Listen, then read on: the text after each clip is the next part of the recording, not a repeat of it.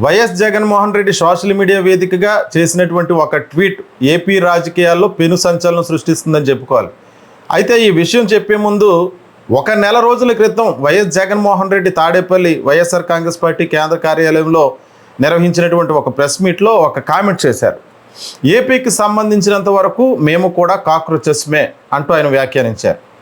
ఆ వ్యాఖ్య తర్వాత తెలుగుదేశం పార్టీకి అనుకూలంగా ఉన్నటువంటి కొన్ని మీడియాల్లో, సోషల్ మీడియాలో విపరీతంగా జగన్మోహన్ రెడ్డి గారిని ట్రోల్ చేశారు. కానీ ఇప్పుడు ప్రస్తుతం ఆయన సోషల్ మీడియా వేదికగా చేసినటువంటి ట్వీట్ను చూసినట్టయితే ఏపీ రాజకీయాలు ఇది పెనుదుమారం రేపేటువంటి పరిస్థితి నెలకొంటుందన్నటువంటి అనుమానాలు కూడా కలుగుతున్నాయి. వివరాల్లోకి వెళ్ళినట్లయితే జగన్మోహన్ రెడ్డి చేసినటువంటి ట్వీట్ ఏదైతే ఉందో, కాక్రోచ్ జనతా పార్టీ జంతర్ మంతర్ వేదికగా చేసినటువంటి జంజీ ఉద్యమానికి తలొగ్గినటువంటి ఎన్డీఏ కూటమి పార్టీలో ఉన్నటువంటి కేంద్ర విద్యాశాఖ మంత్రి ధర్మేంద్ర ప్రధాన్ 2026 నీట్ ప్రశ్నపత్రాల లీకేజ్ అంశంలో నైతిక బాధ్యత వహిస్తూ రాజీనామా చేశారు. అయితే ఆయన రాజీనామా చేసి ఎన్డీఏ కూటమి పార్టీ తరపున ఒక ప్రతీకగా నిలిచారు. మరి ఆంధ్రప్రదేశ్కు సంబంధించి మెగా డిఎస్సి 2025 అనేటువంటి అంశంలో అనేక అవకతవకలు జరిగాయి, అక్రమాలు గోల్మాలు జరిగాయి అంటూ ఆరోపణలు ఎదుర్కొంటున్నటువంటి ఏపీ విద్యాశాఖ మంత్రి నారా లోకేష్ ఎప్పుడు రాజీనామా చేస్తారు, ఒకవేళ చేస్తారా లేదా, లేకపోతే ఆయన తండ్రి అయినటువంటి చంద్రబాబు నాయుడు కొడుకు రాజీనామా చేయకుండా అడ్డుకుంటారా అంటూ ట్విట్టర్ వేదికగా ప్రశ్నలు సంధించారు. అంతేకాదు ఈ రాష్ట్రంలో 3.5 లక్షల మంది టీచర్ అభ్యర్థులకు పూర్తిగా అన్యాయం చేశారని, వాళ్ళకి న్యాయం జరిగిపోతే జంతర్ మంతర్ లాంటి మరొక ఉద్యమం ఆంధ్రప్రదేశ్లో కూడా మరొక కాక్రోచ్ ఉద్యమం పురుడు పోసేటువంటి అవకాశం ఉందంటూ ఆయన పరోక్షంగా చేసినటువంటి ఈ ట్వీట్కి సంబంధించి ప్రస్తుతం రాజకీయంగా దుమారం రేపుతుంది, రాజకీయంగా సెగలు పుట్టిస్తుందని కూడా చెప్పుకోవచ్చు.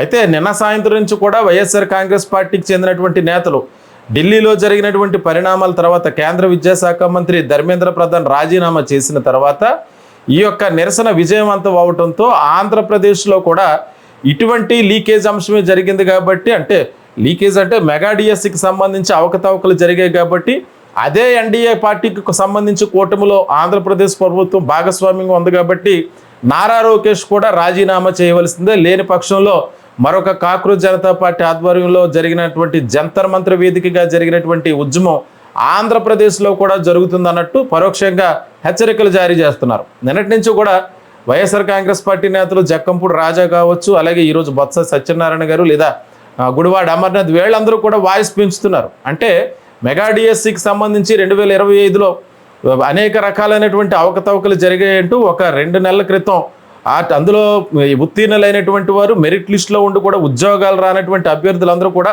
స్పోర్ట్స్ కోటాకు సంబంధించి ముఖ్యంగా అందులో గోల్మాల్ జరిగిందంటూ వాళ్ళందరూ కూడా ప్రతిపక్ష నేత అయినటువంటి వైఎస్ఆర్ కాంగ్రెస్ పార్టీ అధినేత వైఎస్ జగన్మోహన్ రెడ్డిని కలవటం జరిగింది.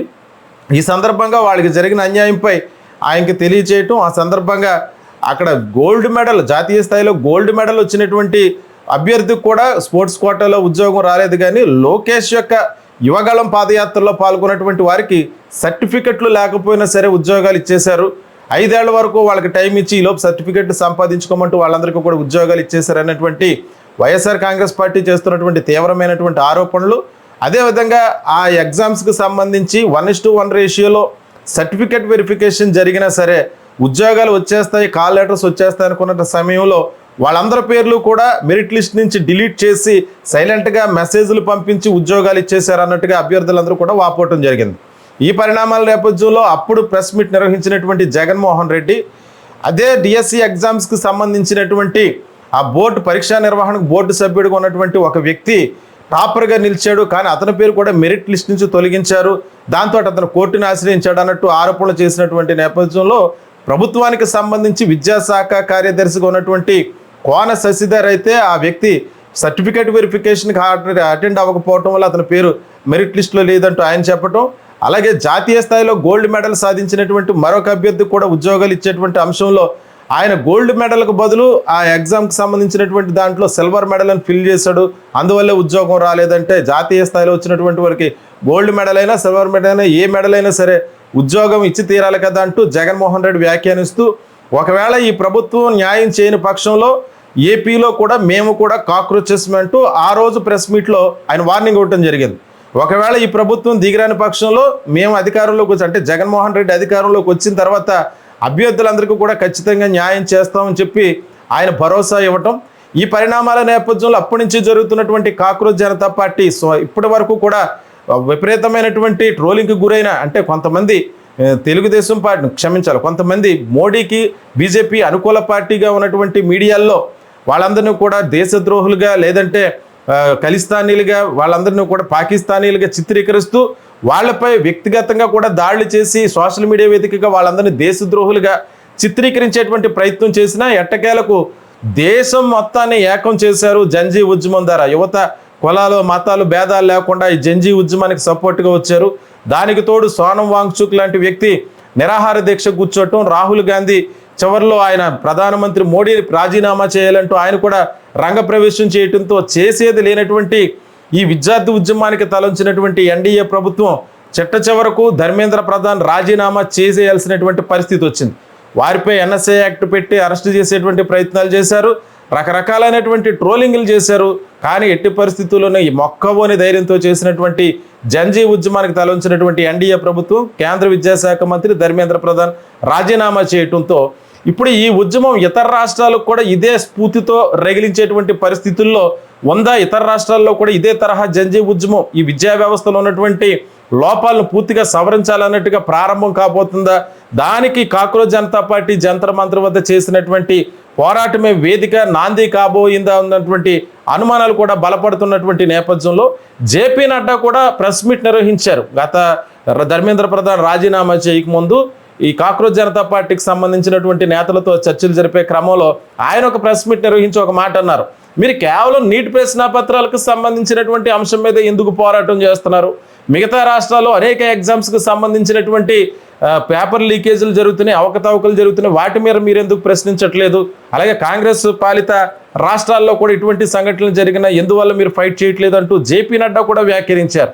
ఇప్పుడు అదే స్ఫూర్తితో ఇప్పుడు ఆంధ్రప్రదేశ్లో ప్రస్తుతానికి ఏపీలో జరిగినటువంటి మెగా డిఎస్సి 2025కు సంబంధించి వస్తున్నటువంటి ఆరోపణల నేపథ్యంలో నారా లోకేష్ విద్యాశాఖ మంత్రిగా రాజీనామా చేయాలంటూ వైఎస్ఆర్ కాంగ్రెస్ పార్టీ తమ వాయిస్ను పెంచుతున్నటువంటి క్రమంలో అంటే నిన్నటి నుంచి కూడా లోకేష్ రాజీనామా చేయాలన్నటువంటి వాయిస్ అయితే వైఎస్ఆర్ కాంగ్రెస్ పార్టీ గట్టిగా వినిపిస్తుంది.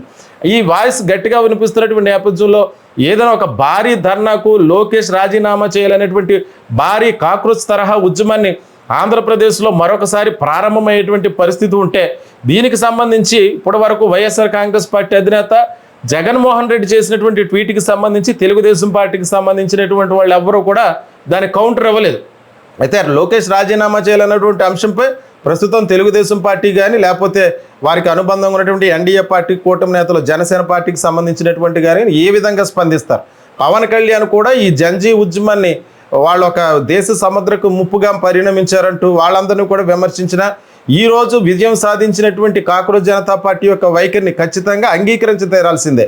మరి రాష్ట్రంలో లోకేష్ రాజీనామా చేయాలన్నటువంటి వాదనకు ఏం జరగబోతుంది, రాజకీయంగా ఎటువంటి పరిణామాలు చోటు చేసుకోబోతున్నాయి, తాజాగా వైఎస్ జగన్మోహన్ రెడ్డి పెట్టినటువంటి ట్వీట్కి సంబంధించి ఇటువంటి రాజకీయ దుమారం ఏపీలో రగలబోతుందన్న దానిపై మరిన్ని వివరాలతో మళ్ళీ మీ ముందుకు వస్తా.